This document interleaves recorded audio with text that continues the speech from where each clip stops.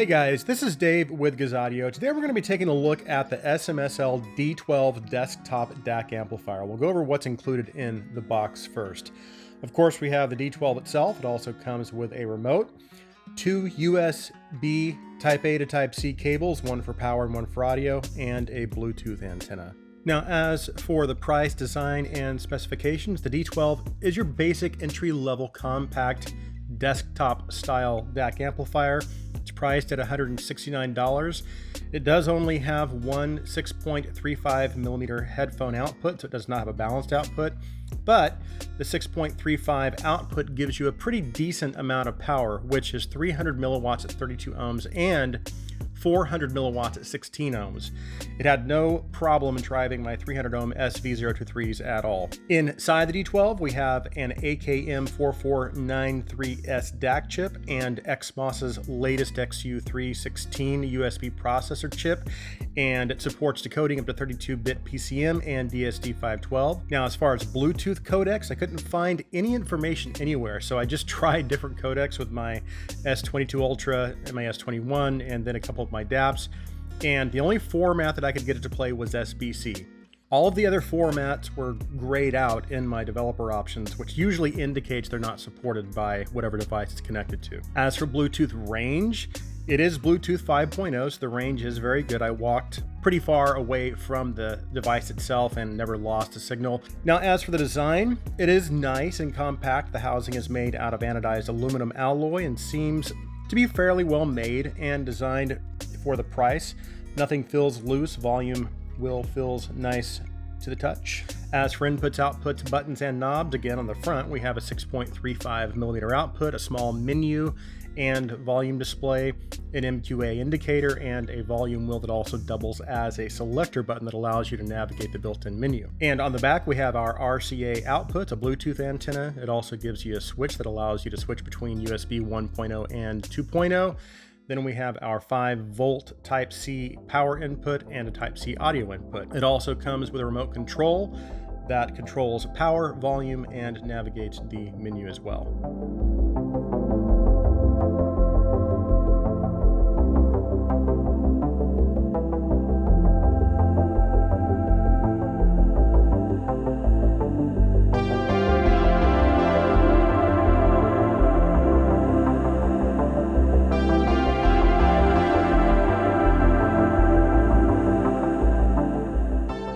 Okay, let's talk about the sound of the D12, but I'm going to do the review in a slightly different format today. Instead of just reviewing the D12, I want to do some comparisons along the way as well, because I've reviewed a few other devices that are either comparable in terms of features and or price in the past, and I thought it would be a good idea, again, just to kind of give you a better idea of exactly where the D12 lands in terms of performance and value. So as for the overall sound of the D12, I would say it's basically neutral and it doesn't lean warm or cool. It's also uncolored and very transparent. And again, it kind of lands somewhere right in the middle between cool and warm, so very neutral.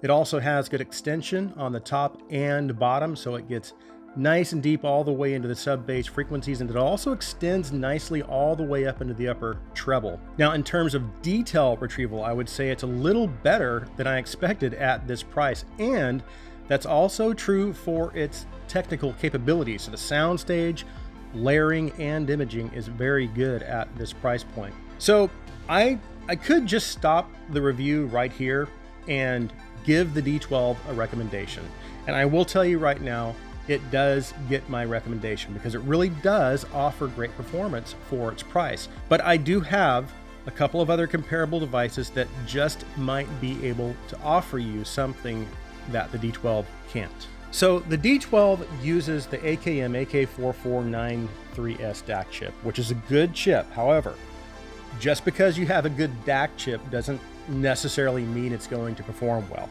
However, in this case it does, at least for its price. So the first device I want to compare the D12 with are the E32 and the L32, because the E32 uses that same DAC chip, the AK4493S. Now, of course, that is a dedicated DAC, so it has to be paired with an amp, and of course the amp I have it paired with is its companion amp, the Topping L32. But here's the thing, combined, these cost $300, which is a lot more than the $169 you would pay for the D12. Now the L32 gives you way more power at 2.7 watts at 32 ohms, as opposed to the D12's 300 milliwatts at 32 ohms. And that's very useful, especially if you have harder to drive headphones. But 300 milliwatts is plenty if all you have is IEMs. And actually the D12 had no problem driving my 300 ohm SV023s. But the real question is, how does the D12 compare to this stack in terms of sound performance at this lower price point? Well, it's very, very close. Now, the Topping stack is slightly more transparent and has slightly better detail retrieval and generally better technical performance, but it's not by a huge margin. Now that was testing with IEMs. With headphones, the difference was a little more noticeable as the E32 and L32 handled the bass with just a little more authority, probably because of its higher power output. But if you only have IEMs and are on a tight budget, then the D12 might be a better option for you, because you're going to save a lot of money and get probably 95% of the sound performance. And it also has, again, something that the Topping stack does not, Bluetooth.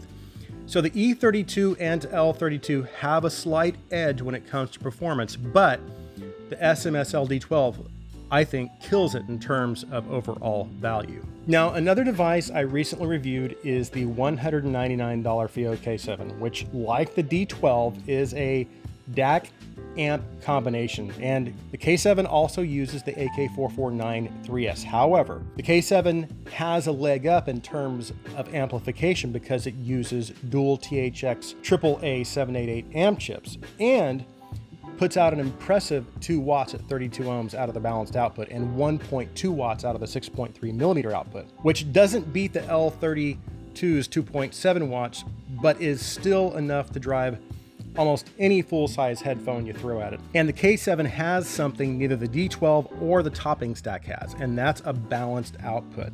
And it's truly balanced. Now, something the D12 has that the other two do not is Bluetooth. So here's what we know. We know that the D12 cost $30 less than the K7 and $100 less than this little Topping stack here. We also know the K7 has plenty of power and truly balanced architecture. We also know the Topping stack gives you slightly better performance than the D12, but again, it's going to cost you $300. So the only thing we don't know up to this point is how the D12 stacks up against the K7 in terms of performance. Well, I have to be honest, I like the K7 better. And yes, it does cost more, but not much more. And when you consider what you get for the extra $30, it's worth it in my opinion. Not only does the K7 give you a lot more power, it's again also fully balanced. But aside from that, the bass is just great, and it's just more detailed, dynamic, and engaging. And it delivers all of that very quietly, so no background noise, and without ever sounding peaky or harsh. The bottom line is, of these three options, my choice would still be the K7. Now, at the beginning of the review, I told you that the D12 is a great device for its price. And I even went ahead and gave it a recommendation. And I stand by that for a few reasons. Because first, its price to performance is very good. It's the second best value on the table, just behind the K7.